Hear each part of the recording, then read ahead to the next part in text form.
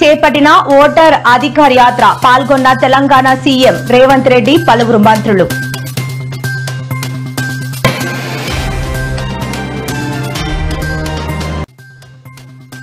బంగాళాఖాతంలో 48 గంటల్లో అల్పపీడనం ఏర్పడే అవకాశం వెల్లడించిన వాతావరణ శాఖ అధికారులు.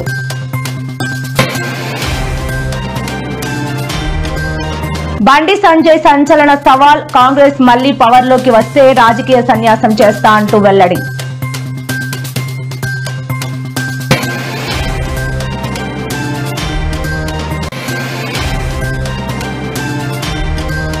మంత్రి నారాయణ వైసీపీ సర్కార్పై సంచలన వ్యాఖ్యలు, రాష్ట్రంలో 100 కోట్ల స్కామ్ జరిగింది అంటూ వెల్లడి.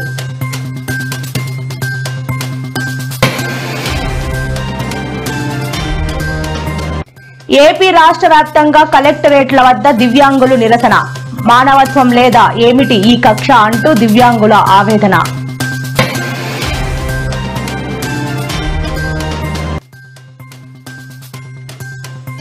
జూనియర్ ఎన్టీఆర్ వివాదంపై పయ్యావుల కేశవ్ స్పందన, ఆ అంశాన్ని కొనసాగించడం భావ్యం కాదని వ్యాఖ్య.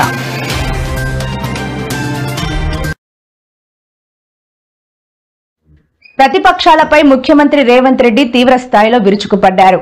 తెలంగాణలో ఏనుగులు, సింహాలు లేవని, ఫామ్ హౌస్లలో మానవ రూపంలో మృగాలు ఉన్నాయని, వాటిని పట్టుకుని బంధించాల్సిన అవసరం ఉందని సంచలన వ్యాఖ్యలు చేశారు.